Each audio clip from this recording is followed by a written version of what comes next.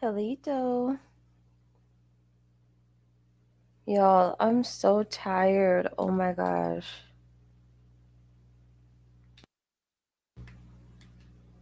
But you know what? The show must go on. It's been a long day. Okay, I ran so many errands today. And I had to run to the store, get tons of groceries. It's just, y'all, I'm tired. I'm tired. But I'm going to push through. I have not posted a podcast this week. I was meaning to, but I just haven't gotten to it. I have have such a seriously lack of energy, and I'm working on it. But I do want to show up for you guys to create this content because I know many of you are trying to find information on your ancestors, and I'm here to help. Okay. Hello, Eva. Halito. Halito to the chat. Yes, everyone, come on in. Come sit down. Drink some tea with me. Okay. And if you're a drinker, get some wine. Kick back and relax with me. For all my smokers, puff, puff, puff, puff. I don't puff, puff or drink, but I am a talker, so. Only if I'm comfortable, though. Only if I'm comfortable. Because y'all know me. I'm a Scorpio. I have to lean back and observe before I really say my 2 cents.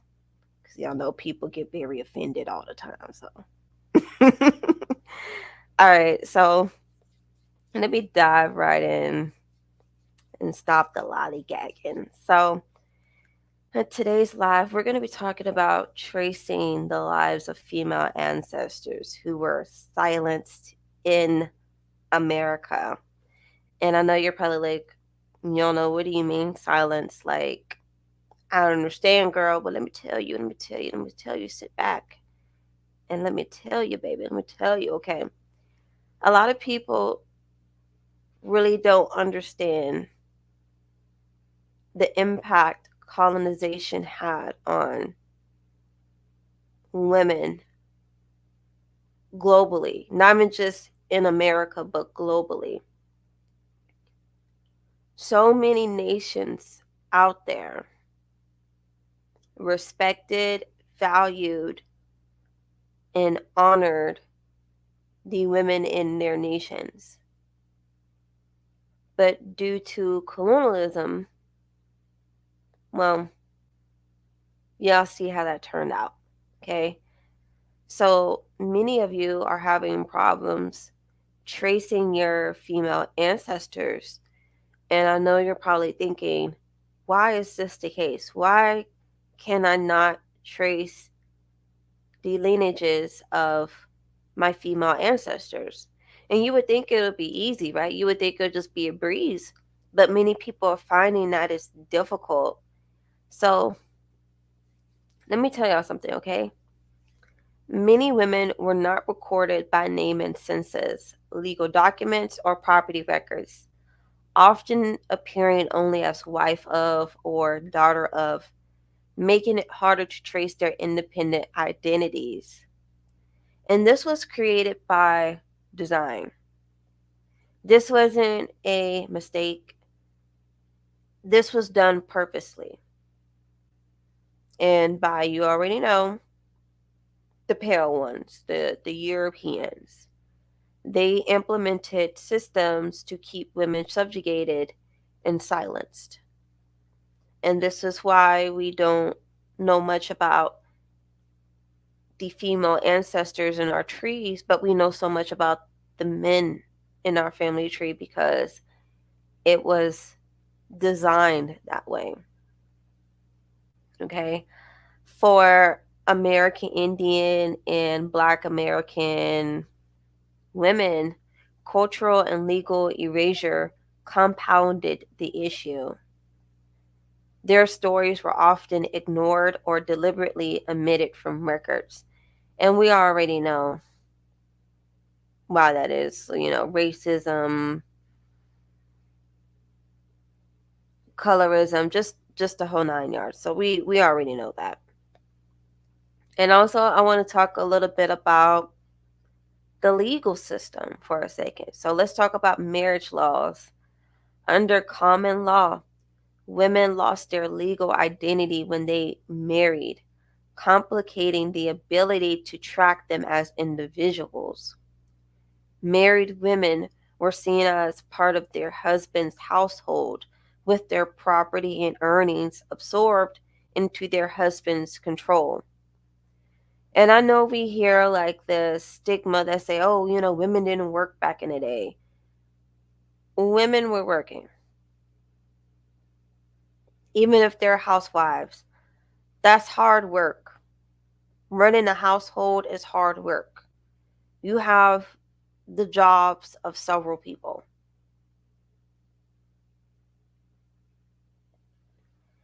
And for women that did work, their money wasn't seen as their money. It was seen as their husband's money. And a lot of people don't know that if the husband passed and he was leaving assets to his family, his wife did not gain control over those assets. A lot of times it would go to the children. And you would think, like, why would go to children that can't even make their own decisions? Like, especially if they're small children, but that's just how the system was. It wasn't in favor of women and women's rights. So we have to keep that in mind too when it comes to these laws. These laws purposely silence women and the impact women had on society. Even though women are a part of society, they were silenced by society. Let's also talk about orphans in the legal system, because I know for some of y'all, y'all are hitting dead ends with your family tree. You're coming across some ancestors that are seen as orphans. But let me tell y'all something. And I also have this in my book too, Discovering American Genealogy. Definitely check that out. I have more information on how to find ancestors that were orphaned, or how to find your ancestry if you're adopted. So definitely check out my book, Discovering American Genealogy.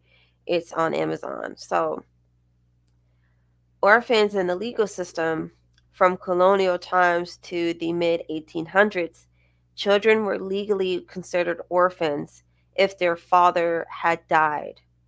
A child referred to in legal documents as an orphan may have had a living mother. Yet, in this instance, it minimized the presence of the mother and role in legal matters. So, I know in today's time, we don't consider a child that has their mom, but their dad is deceased, as orphans. We just be like, oh, their dad died, that's so sad. But back then, like, if your dad died, like, they was looking at you as an orphan. Like, even if you had a mom, they weren't um acknowledging the mom as her own self, as her own identity. Because again, the woman was seen as property of the man. So just keep that in mind, okay? So going into key laws and rules that affected women's documentation. So the English common law is where a woman's legal identity was covered by her husband's. She cannot own property, sign contracts, or earn wages in her own right. All her assets, including land, money, and even children, were legally her husband's. Also, the Homestead Act of 1862, although it allowed for land ownership, single women were much less likely to acquire land than men, and married women could only obtain land through their husbands. And if your husband died, you are out of luck, sweetie. You are out of luck. Sadly. But yeah, just this was the reality for women prior to getting rights, being able to have their own bank accounts and stuff. Like, this was a huge reality, and it didn't happen every once in a while. It was frequently, it happened often. So let's also talk about the dower rights.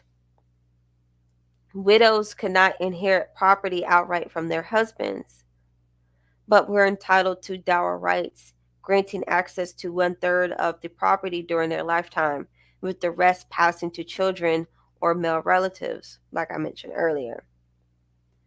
So, American Indian women's land rights, with the Dawes Act of 1887. American Indian women lost control over land, with tribal land divided into individual allotments, often controlled by male heads of households. And we can't forget about enslaved women. Women who were enslaved were treated as property, with their names rarely recorded in legal documents. Even post emancipation, they faced barriers to property ownership due to systematic racism.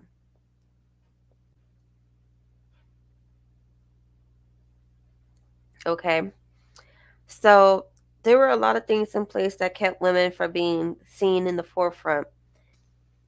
And I don't know why they thought this was a good idea, but obviously for us in the future, here, right now, in the present, we're like, what the heck? Like, we can't find any info on our female ancestors. And this is a big reason why these laws, these things that were put into place to hinder women. So you have to also like keep, these things in mind, and also look at historical events too. Look at these historical events and look at how they affected your ancestors' lives during that time. Because it's so easy to be like, oh my God, I can't find anything, or oh, I wonder why my ancestor did that, and you don't understand the backstory. So this is why I always tell people and my clients to look into the history of their ancestors. Look at the events that were happening during those times. Look at the events that were happening in the towns they lived in and the surrounding towns, because that can lead big clues to why your ancestors were moving the way that they did, and also who they were connected to. So just be mindful of that. Okay. So let's talk about the importance of tracing silent female ancestors. By tracing these female ancestors, we reclaim the stories and acknowledge the essential roles women played in their families and communities. There's a huge reason why, Big Mama is the backbone of the family. And I actually came across a video talking about, why people don't keep up with other family members when Big Mama passes away. And I also think that holds to the many secrets of the lives of the women that were silenced throughout American history. Women often maintained families, traditions, and ensured survival during difficult times. And this provides a deeper understanding of family dynamics and values. Tracing ancestors for Black American and American Indian women is essential to understanding cultural heritage, resilience, and the roles they played in preserving traditions despite oppressive systems.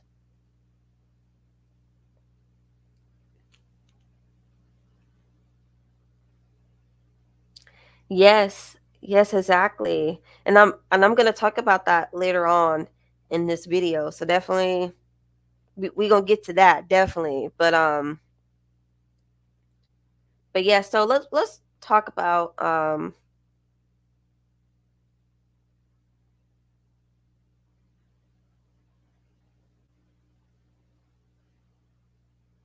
the challenges for a second. And then we're gonna talk about loss of control after marriage. And then I will talk about the tips. And then I will come to a conclusion with this video. I don't want to make this video too long because quite frankly, it's past my bedtime. Usually I go to bed around like 8 or 9. And I know I started this video pretty late, so I'm not trying to speed past it. And I will do the part 2 for my Patreon where I give out more tips about this subject.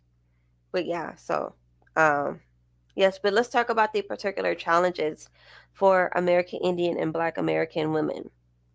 So these policies aimed at assimilating American Indians often erased their legal rights to land and resources, fragmenting their stories. And also, of course, this will also greatly affect American Indian women. Okay. So,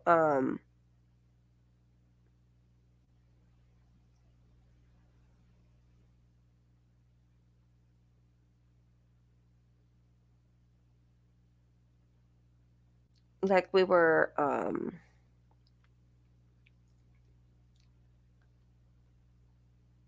like how Clements just mentioned about Killers of the Flower Moon, that was something that was big happening in Indian country. Oftentimes, like foreigners would marry indigenous women to gain access to the land and resources that the women obtained through restitution or just inheritance. And sadly, these women will also be unalived as well. And it's unfortunate, but that's what happened. So let's talk about Osage Nation. I'm sorry for not pronouncing the tribal nation right. My apologies. Don't come for me in the comments, okay? So, in 1887, the Dawes Act was enacted in order to break up Indian land into parcels. And they allotted those smaller pieces of land to individuals. Because the Osage had bought their land outright, they were better situated to resist the changes that many other indigenous nations have endured. So when the United States government finally passed a statute in 1906 to allot Osage land, it included two important provisions. First, the land would to be only distributed to tribal members of Osage Nation. And secondly, no matter who owned that land, the rights for mineral resources like gas, oil, coal would still be owned collectively by Osage Nation. The rights to oil in particular would turn out to be incredibly valuable, of course. And as they divvy up the profits from the collectively owned mineral rights, a new system was put in place. Each of the 2,229 Osage members on the tribal rolls in 1907 was given an equal share of the money that was coming in. And this was called a head right.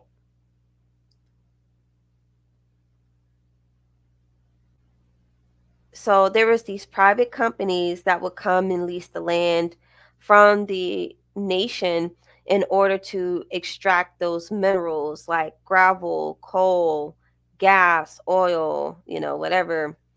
And of course, they had to pay.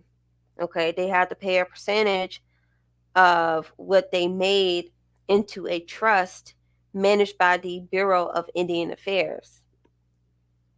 And of course, the Bureau of Indian Affairs would distribute these payments from that trust to head right owners, or I'm sorry, holders. Okay, so since we got that out the way, let's talk about how, of course, they made it to where they can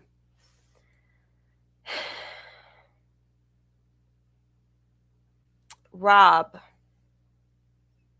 the people of this nation, or more so the women. Okay, so of course, the news spread quickly about how Osage Nation was getting this money, and of course, the swindlers, the con men, the fraudsters, the tricksters. They heard about this, and it was like, oh, we need to get some of that. So they started, running to Oklahoma. And so the United States government put in a place system of guardianship. So this is where the BS comes in.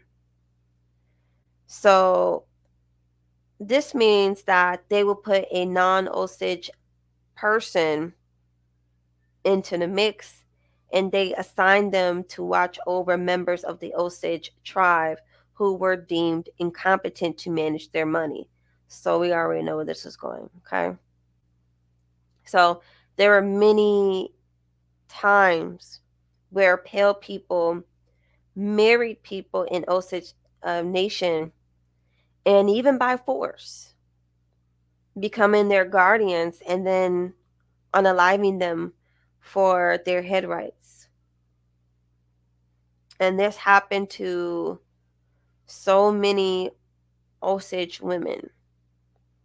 And it's quite sickening. It makes me very sad. It's like right when you think that you up, here they come.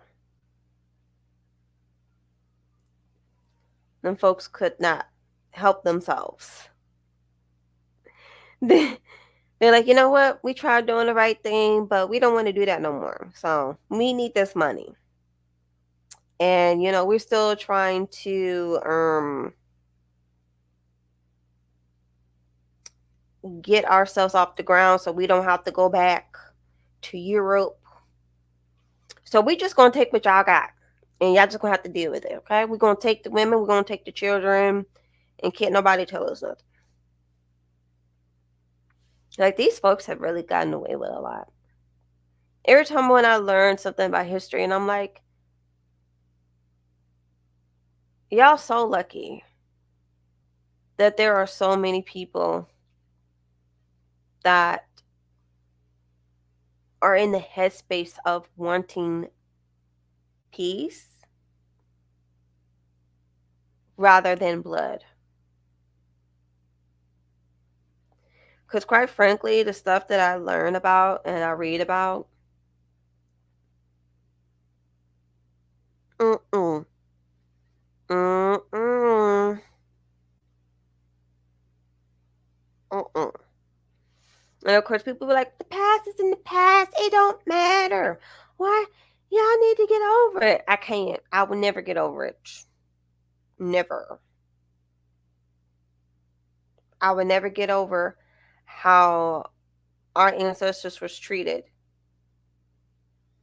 And it seemed like there are times where they did try to do the right thing, but they just let the BS happen. They'd be like, oh, we tried to stop Indian slavery, but did you though? Well, we paid restitutions and reparations to indigenous people, but to all of them though?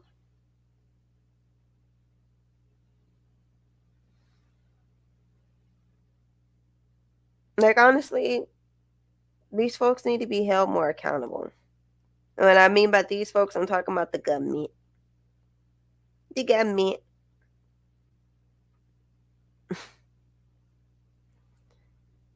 Hey, George.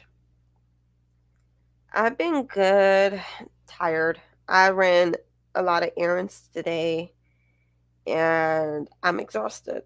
I was supposed to uh do some more things off my checklist, but I'm just all I had was enough energy to do the video. So and take a shower. So I'm here though. I'm here. How you doing, George?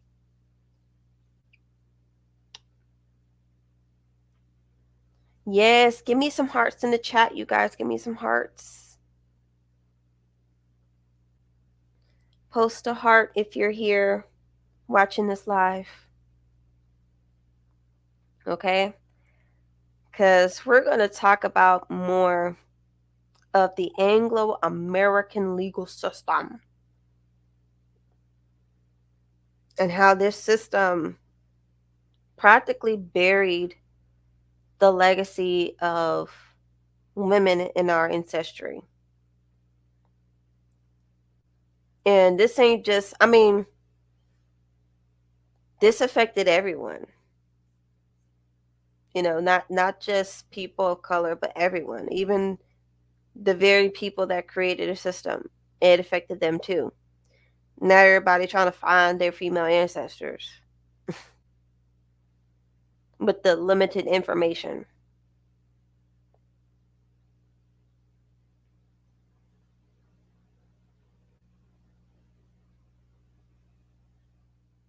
So, okay, let's talk about the Anglo-American legal system, okay?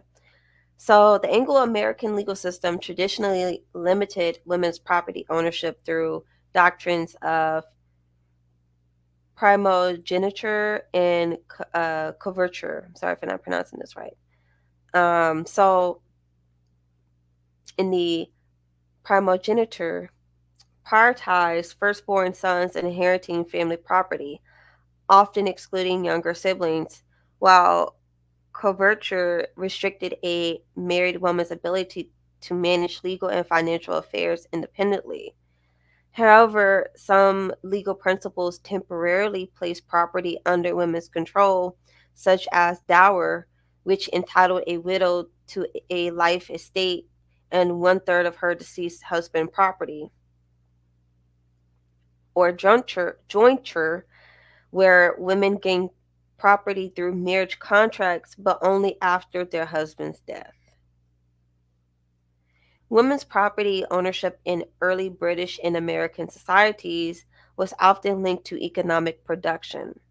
They might own or run taverns or boarding houses, but typically property titles were held by male trustees, and any income generated by women's efforts was credited to their husbands. Women who didn't participate in the economic sphere were often seen as detrimental, as their family's property would eventually pass out of the family's control through marriage or inheritance. In American Indian societies, however, gender roles in property and community responsibilities contrasted starkly with European practices. American Indian women had more power and autonomy. They controlled agricultural production and other economic activities like clothing and tool making, unlike European women, whose property often became their husbands upon marriage. American Indian women, however, typically retained ownership and rights over their property. In matriarchal nations, property was passed through the female line, and in some cases, women could hold political power, serve as warriors, or become shamans. The influence of indigenous women extended beyond domestic responsibilities, reflecting a culture in which their contributions were respected and central to community stability. So, of course, in American Indian societies, women were respected, women were seen, and women were honored. Women voices mattered. But of course, with European colonialism, they sought to silence those voices, and oftentimes they succeeded. With the imposition of Western legal systems and Christian values, indigenous women began losing the rights and respect tribal traditions afforded them. U.S. government policies, including guardianship over property and income, further eroded their autonomy. The headright system in the late 1800s compounded these issues for tribes like the Osage, like I mentioned earlier. Okay. Um, Wealthy Osage families became victims of fraud and violence as white individuals sought to control their wealth through marriage, guardianship, and even unaliving. Okay. And this period is known as the Osage Reign of Terror. Okay. And this left a lasting legacy of distrust with ongoing disputes about how headright payments are distributed to this day. So, in summary, while early Anglo American legal traditions limited women's property rights, temporary measures like dowry and jointure allowed limited control. So, I know oftentimes, like, we think, oh, um, this celebrity or this person, she was a female um, millionaire. So, like, this must be the norm. Like, no, she was the exception to the rule. I know oftentimes, we hear these stories of women being millionaires and having all this money, but when you have money, you have power. When you have money, you have power. You can do things that people with regular money, with average money, can't do. So it's good to be mindful not to compare women that had more money and power versus women who lived everyday regular lives. Their lives are not going to be the same. Their impact is going to be vastly different because it's different when a woman is saying something back then and it's just her, no one's not really backing her up, and she doesn't have the economic um or should I say monetary value versus a woman that has the resources, that has the manpower, that does have the money, making a statement, because she can easily pay someone to do her bidding, and money talks. So just gonna say that. Okay. um Indigenous women, by contrast, enjoyed greater autonomy in property and community roles, but the imposition of Western values and laws led to a significant loss of these rights. The head right system exemplifies the exploitation faced by Indigenous women and their families during a period of intense socioeconomic transformation. And sadly, it's not the only time, the first time either. Now, I'm pretty sure there are many cases throughout history that we don't know about and that people don't talk about. Because when we hear about white men marrying indigenous women, the Osage is not the first to go through something horrible as white men marrying indigenous women to gain access to the land and resources and the benefits. It's been happening for a hot minute.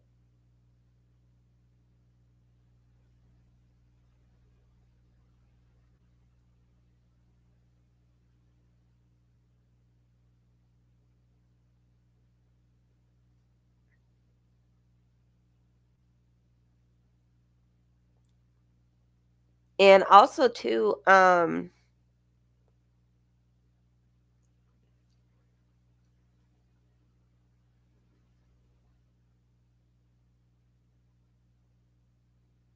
also want to talk about this too.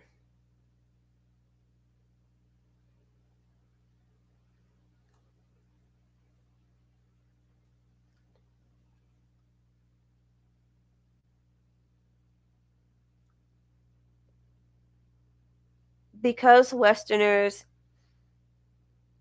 perceived agricultural production as real work, and indigenous women were in charge of crop production,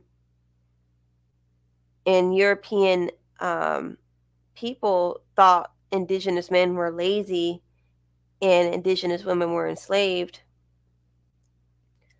That also really affected the course of indigenous history. Because it's so crazy. It's crazy how indigenous women had more rights before colonization, and Europeans was like, oh no, like you're enslaved, you're degrading yourself by doing men's work. But yet, European women were treated much horribly. So this is why I say, like, back then, oftentimes, like, they were jealous of how the dynamic between indigenous men and women worked, and how it flowed so easily. So they had to, like, make up narratives to be like, oh, we have to change their way of life. We have to change these savages. When in reality, they're just destroying us in the process. Okay. And they had these stereotypes, um, the stereotypes of indigenous women being enslaved and native men being lazy, or should I say, indigenous men being lazy. These stereotypes were perpetrated by the fact that Indian men's primary duties of fishing and hunting were sport in Western culture. And Europeans thought native, indigenous male tribal members were not doing anything of real value for the nation. And also, too, let's talk about this too, because I came across this and I was like, so this makes sense. So, y'all know how in the community people talk crap about like single moms and how like single moms are ruining community and stuff like that. Well, get this, okay? Christian missionaries were absolutely disgusted. They were appalled by the liberating sexual freedom that unmarried indigenous women had. Meaning that in some nations, marriage was not a requirement for women to bear children. And I know some of y'all gonna be like, what? Like, yes, like in some indigenous nations, like you didn't have to be married to have children. And I'm pretty sure in today's time, those women be seen as single moms and be looked down upon, but in some indigenous cultures, that was not frowned upon. So just imagine trying to look this up by the way of genealogy, because how they're going to look at it as the indigenous woman having, I don't want to cuss, but it rhymes with Astrid. Okay? They're like, oh, she's having Astrid babies. Like, no, some indigenous cultures, they didn't look at that situation in that way. They're like, oh, she's liberated. She has sexual freedom. Like, cool. The members of that nation was not shaming her for not being married or having children out of wedlock. It was normal, and that made them mad. And also too, just because a woman had children out of wedlock or wasn't married when she had children doesn't mean that the father wasn't there either. So, but anyway, as Judeo Christian, I don't know how to say it, Judeo, whatever. As Judeo Christian values took over in many indigenous communities, indigenous women's traditional practices of birth control and population control were lost. Indigenous women were expected to conform to Western society's notions about women and their roles. Given their traditions and upbringing, Indigenous women were ill suited to conform to the pale European ideals of women being seen as passive creatures, content with domestic responsibilities. But we all know how this story goes. Eventually, Aboriginal families began to adopt Western value systems. Disagreements within the nations began to occur regarding who was most qualified to lead Indigenous society. And get this, y'all, get this. When I came across this, I'm like, here we go. This is literally what we're dealing with today. This is like, let me tell y'all. Let me tell y'all. Let me tell y'all. When I tell y'all I came across this, I'm like, hold up. Wait a minute. I have to share this with y'all. Okay, hold on. So here we go.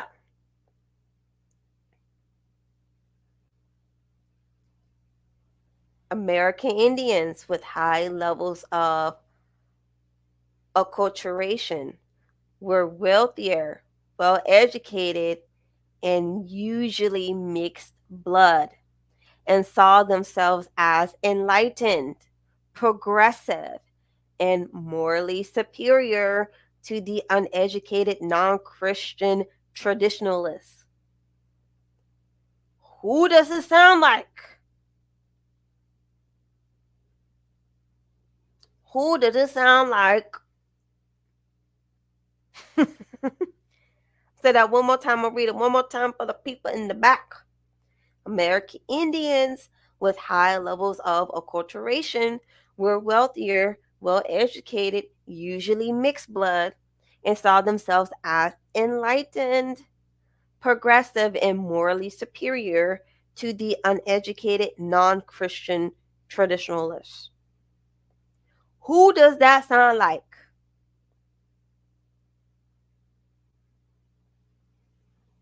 Y'all know who it is. We see them every day. They come in my comment section every day.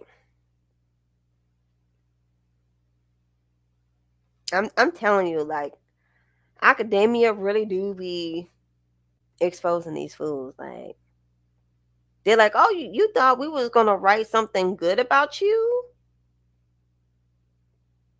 in these articles, in these papers, in these books. Nah, let's spill the facts. Cause let me tell y'all something. This still rings true today. A lot of these natives are mixed, heavily mixed,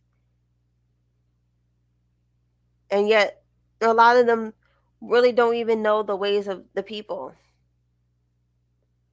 But they're always trying to come to us talking about you don't know this and you don't know that, but yet we teaching them something new. That's why they be coming on our page just talking crap, and then go back to their page spitting the same game that we were spitting on our pages already. They come to cause confusion,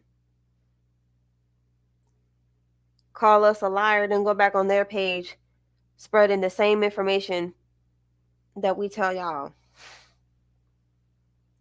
Anyway, let's move on.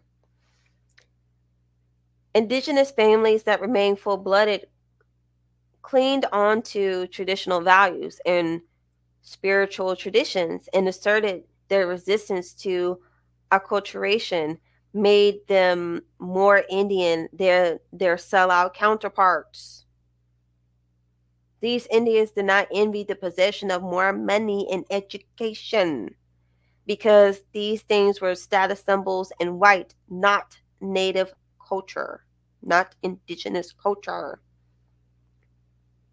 Indigenous women lost the power and respect tribal traditions had afforded them for generations. American courts construed the informal process of tribal divorce to mean that husbands, Indian or white, could terminate their marriages by simply leaving their indigenous wives and children, and thereafter had no legal obligation to provide for their families.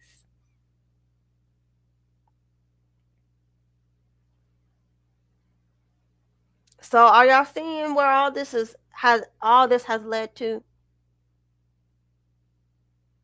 We are literally seeing this play out today.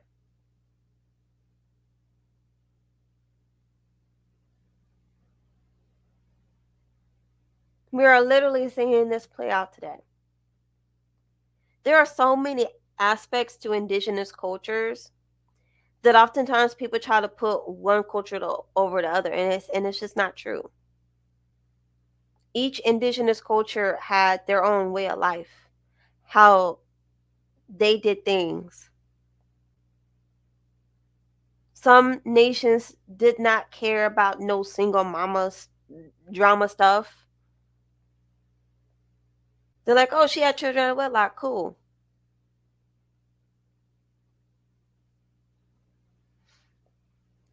And as soon as indigenous people deviated away from their own traditions, the system used it against them. They said, oh, it don't matter who you marry to, girl. Like European or Indian, they can leave you, period. And you be by yourself. And they're not obligated to take care of the family. And we literally see this today. So honestly, when I came across this information, I was like, wow, no wonder people treat indigenous women like this. And I mean, not all indigenous cultures, practice women having children out of wedlock. But I guess for them, they had to punish everyone for what other nations did. So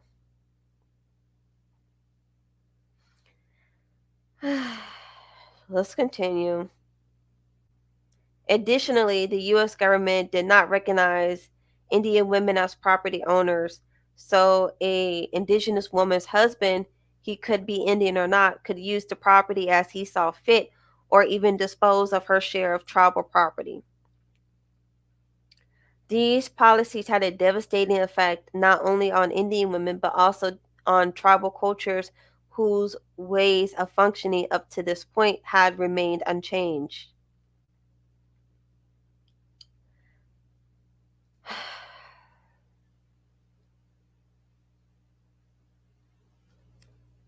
It's crazy, y'all. It's crazy. It's crazy to see how, learn how things started and you be like, wow, like this is how we are right now. Like this is why things are the way it is.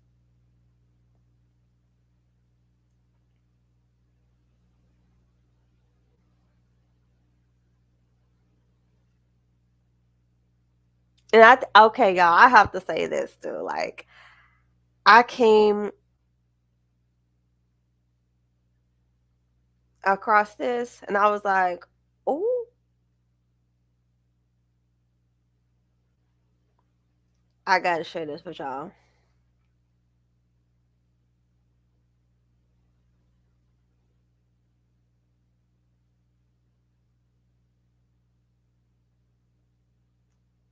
Okay, so let me start from the top, okay? A woman who did not, okay, so we already talked about that, but I'm going to repeat it, okay? A woman who did not actively participate in the economic sphere because her family's property was not conducive for female involvement or because she was unable to do so for some other reason, she was generally considered a detriment to her family because the property would inevitably pass outside of the woman's family control upon her marriage or the death of the patriarch. Unfortunately, in Western society, women were usually seen as a means to an economic end. That is what they could bring to a marriage or contribute their family's business and lifestyle. Some Westerners thought that certain societal groups were not able to intelligently consent to the social construct and thus were not bound to it. They excluded women, American Indians, and slaves on this basis. In addition, for purposes of representation, slaves were counted as three-fifths of a person, and women were counted as an entire person through neither could vote. It is important to remember that when the U.S. Constitution was adopted, women and people of the black demographic were both regarded as someone else's property.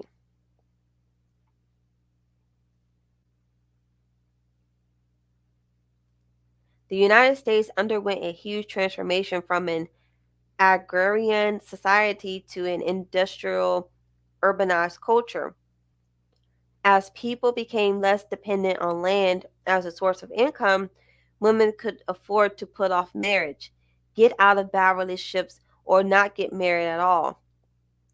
Although social stigmas were all still attached to these choices. The choice of these women to disregard their traditional societal roles was met with hostility by society. Some state legislators feared that the increasing number of single women would cause social instability in eugenicists, even speculated this new behavior would result in low fertility and the eventual white race schmoomershot. Okay, I can't say the S word, but you know what rhymes with schmoomershot, okay? So y'all cannot tell me that this does not sound like what we going through today.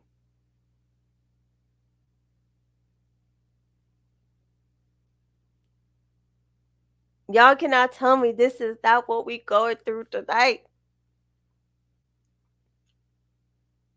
I read this, I'm like, wait a minute. Am I reading the past or the present? Because I can't tell. Oh my gosh. Okay.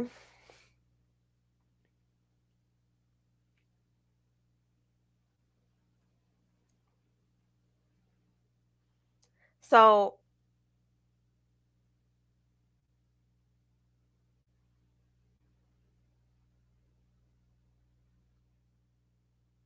yes.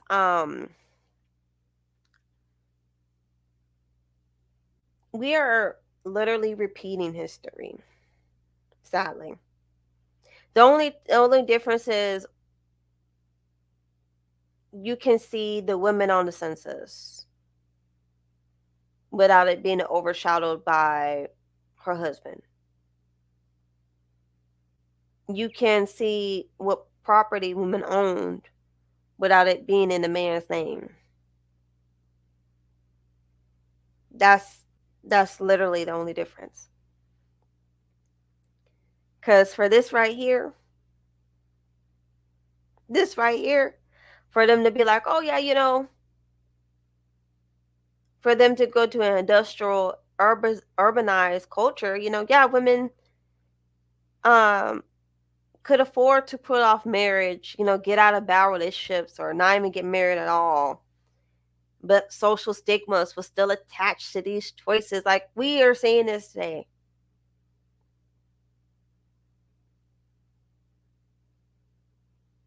We are constantly being told of the male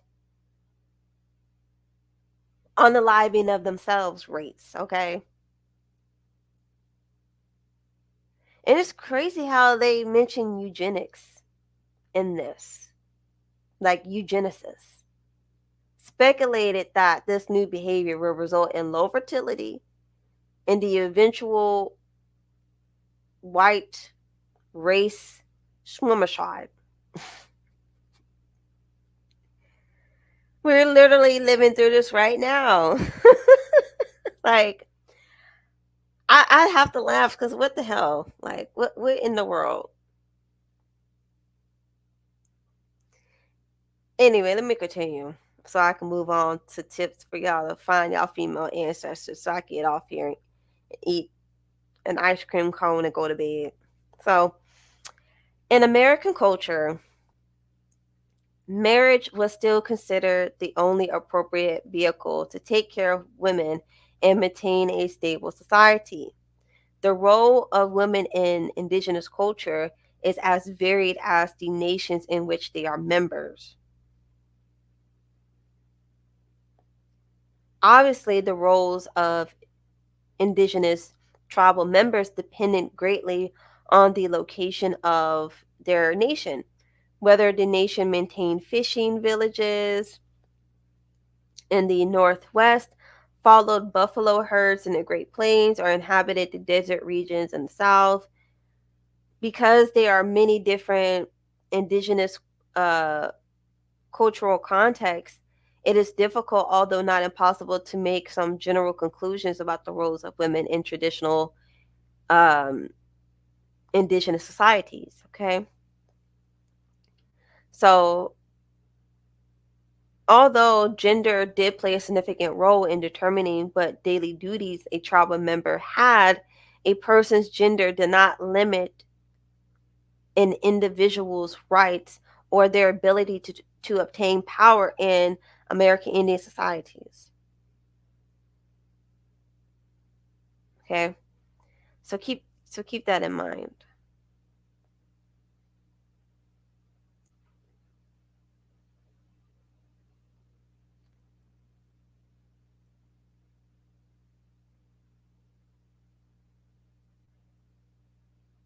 So yeah, so let's talk about tips for researching silent female ancestors. Okay, so you're gonna want to look for alternative records because you may come across a woman name, but you may not find much about her. And I know for many of you, it's upsetting because you're like, well, who is this lady? Like, why can't I find any information about her? So we're gonna break down the steps on how to find. Okay, so first and foremost, you want to look at alternative records. Okay, many women are documented in baptismal, marriage, and burial records. So you need to check local churches for registers as they often recorded names, dates, and sometimes additional details about family relationships. Okay. Also, you're going to want to look at cemetery records and gravestones. Gravestones can reveal a woman's name and provide clues about her life. Some cemeteries maintain records of burials that might include family links and locations. So if you can visit the gravesite, do it. Get as much information as you can because you gonna need it, okay? So let's also talk about census records too. While early censuses often recorded only the head of household, later censuses from 1850 onward include the names of all household members.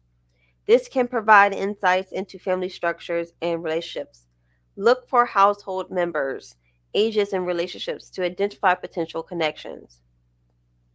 Okay? And in some senses, I feel like you can find information about female ancestors a little earlier than 1850.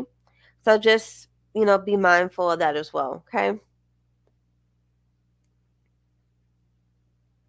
Also, let's talk about pension records. Okay? Widows often apply for pensions after their husband's deaths, particularly military pensions. These records may include details about the woman's life, such as her residence, family members, and circumstances surrounding her husband's service. So definitely check that out because I know many of us, our family members participated in some type of, war or military. So just be sure to look into that. And also, look into community histories and oral histories. For American Indian and Black women, oral histories and community accounts can be invaluable, particularly in areas where written records are sparse. Consider interviewing your family members or community elders to gather stories and insights that may not have been documented. So you're going to want to gather as much information as you can because the information will more than likely be limited, but um, that's why I say also too, like keep not your ancestors, your elders in the loop when you do your research. Like tell them the names of the people you're coming across and, mention the name of the female ancestors you can't find much information about because they may already know about them. They may have already met them or they already have like their own stories about them. So just be sure like to check in with family members about that because you never know. You may never know what information they already have.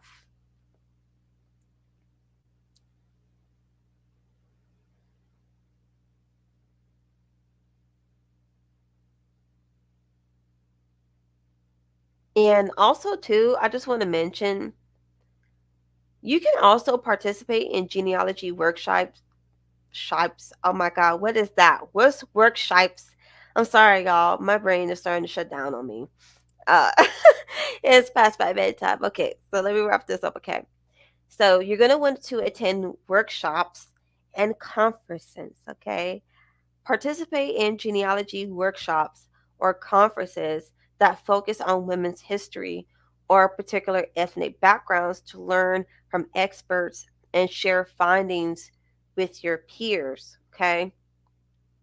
So,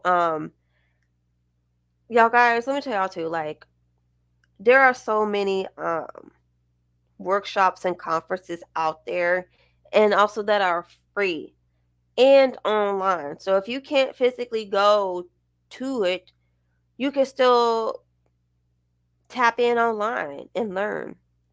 Like, don't be afraid to like go to these events. I wish I could go to more events, but my schedule tends to like, you know, my schedule tends to like interfere with that. But if you can like join events that talk about your female ancestors, like that talk about how to find them, like there's so much information out there. Like get in the loop. And I know some of y'all are gonna be like, "Well, I don't want to listen to the Europeans. I don't want to be around pale people." Well, I don't know what to tell you. because they're the ones that came up with the system. They're the ones that came up with how to trace people's ancestries.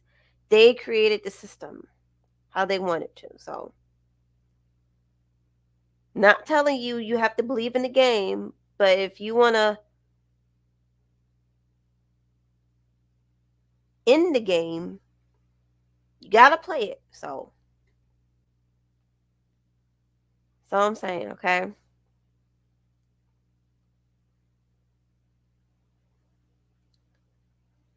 So anyway, by understanding these historical contexts, you can illuminate the hidden lives of women who played vital roles in shaping family history, but were often overlooked. So it's very important, like, to learn the history. It's very important to learn key dates, times, names, establish connections, or otherwise you're not going to get far. So before I go, does anyone have any questions for me?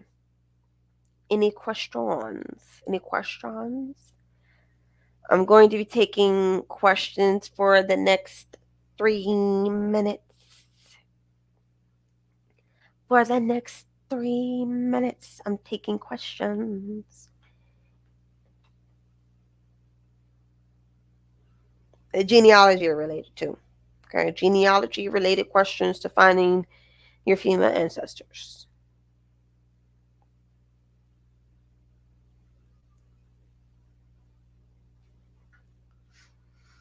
And finding female ancestors is pretty hard too. So if you're not finding anything, it's pretty much normal at this point, given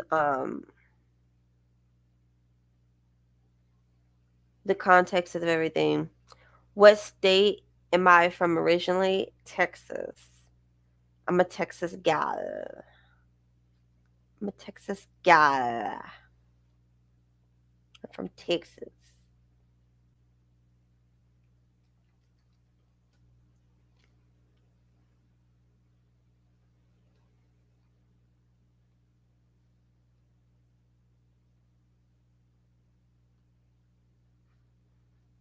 Also, another tip too is to find an obituary.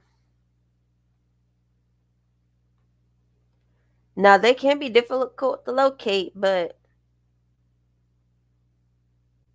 if you have one, consider yourself lucky, okay?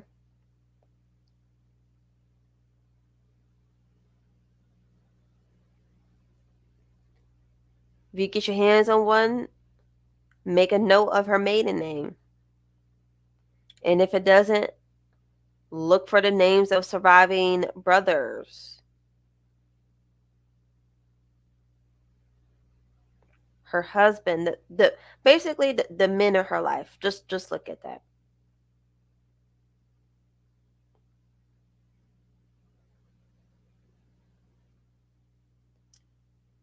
And if you get your hand on one, get your hand on more than one.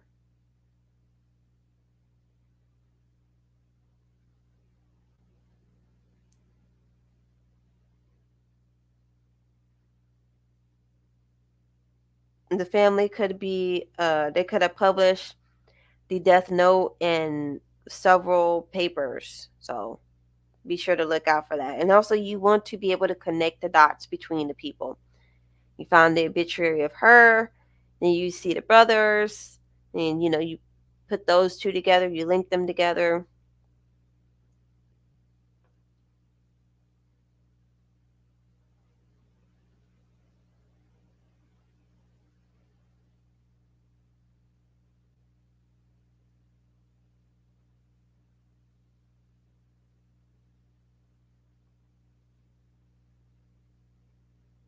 I don't know what you talking about, but you got to go.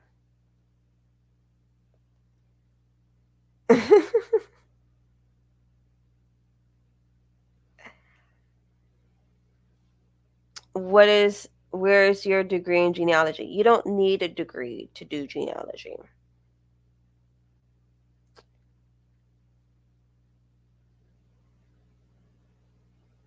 I don't know why y'all are keep bringing up degrees in genealogy when you don't need a degree. Like saying you need a degree in genealogy is like saying you need a degree in order to do your ancestry. And you don't need to do that. You could get a certificate in genealogy. But if you already know what you're doing and you know what to look for, you don't necessarily need a degree.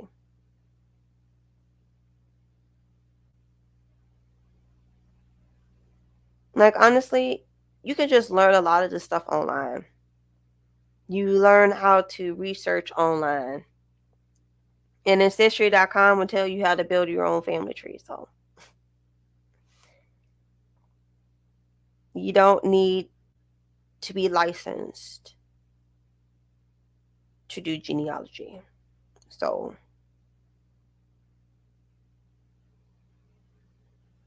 and genealogy is not like being a nurse or a doctor.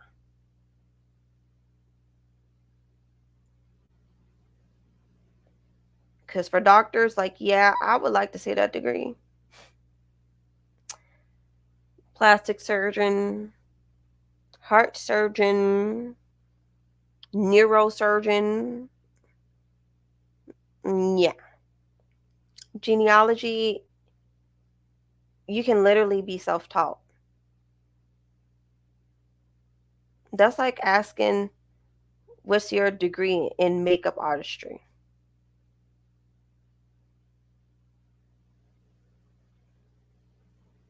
When you usually get a certificate for that, as I recall.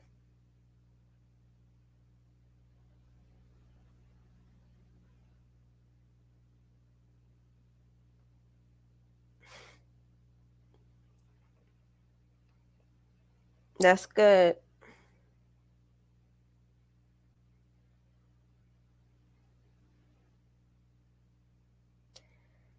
How can I acquire documentation before 1848? I am running into roadblocks. Okay, so how do you do that? So, if you already got all your information about your relatives, your ancestors,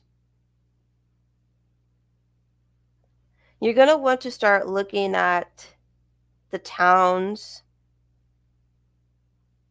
of the people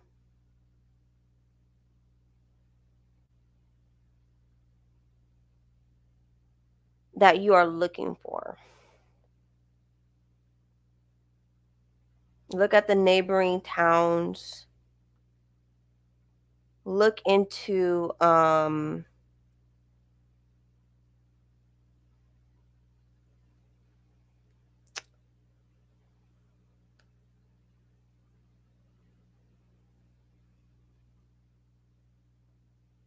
look into birth records, military records, marriage records. Newspapers is also a good source too. You're in VA? Okay, so VA is pretty good because Virginia history goes back pretty far. So I would say look at the area that they lived in. And also, too, look at the occupation.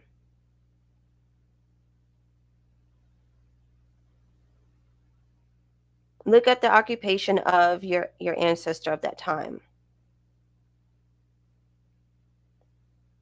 What does their occupation say? Have you been able to find their occupation?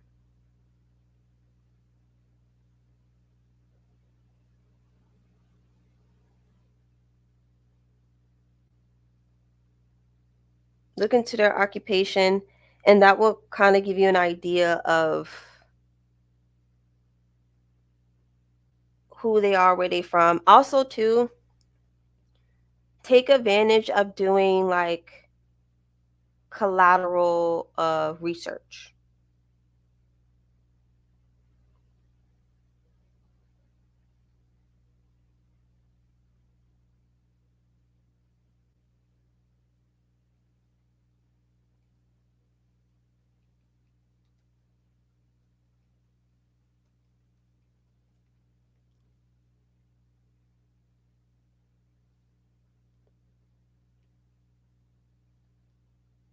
And because I'm pretty sure, especially just back in the day, a lot of people had families, okay? And not just any type of families, big families. They had really big families. So with collateral research, you look into the siblings, you look at the people that were connected, okay? They could be brothers, sisters, in laws, aunts, uncles. Because a lot of times our ancestors lived in proximity to their relatives. They'd be like right down the street from them. They wouldn't be all from Timbuktu to Asia or whatever. I'm being silly, but I'm just saying because some people think like relatives didn't live near each other, but oftentimes they did. Especially if someone moved, a lot of times like people move with them. So for example, with my family, there's still a lot of us that live here in Texas. But in a previous generation or two of mine,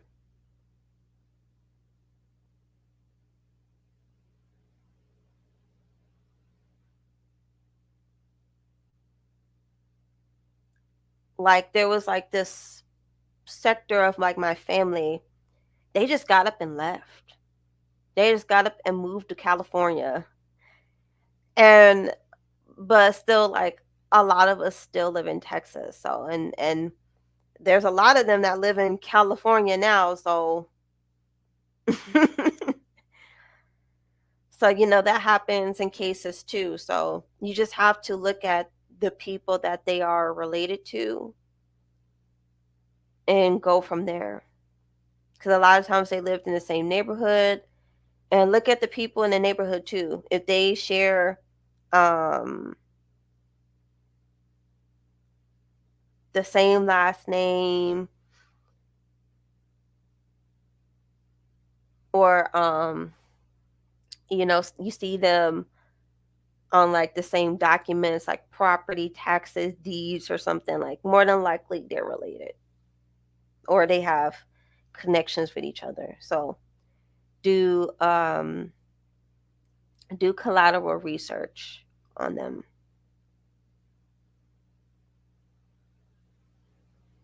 Okay.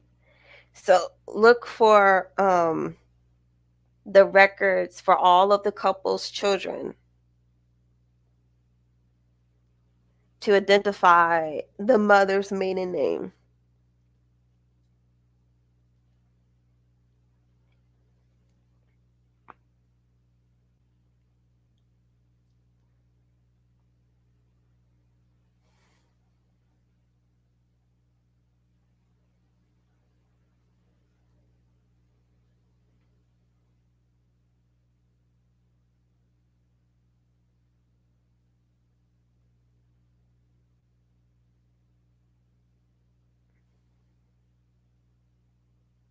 Yes, of course. My pleasure.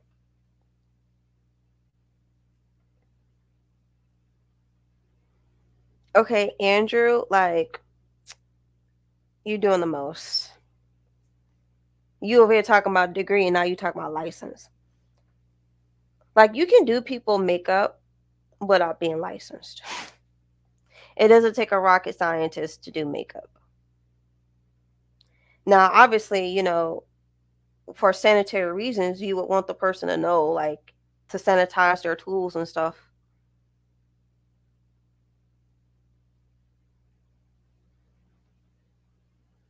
But folks do makeup and don't even be licensed, and they be getting their money. So I don't know what you're talking about.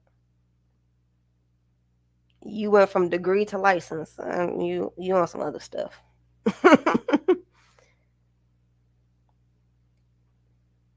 But anyway, enough of the negative Nancy's. I hope this live was very informative to you guys. Because I would love for more female ancestors to be uncovered.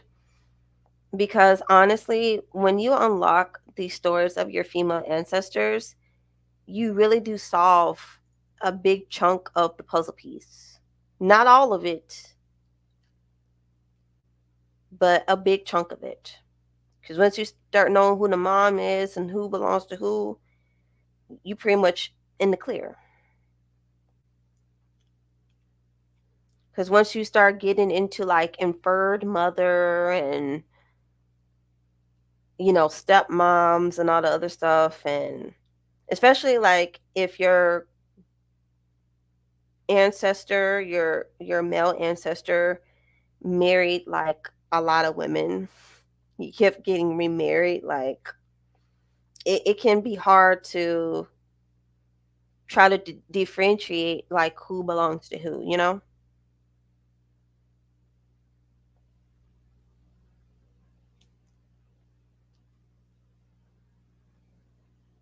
So yeah. But yeah, thank y'all guys for watching. I'm gonna eat me a snack and go to bed.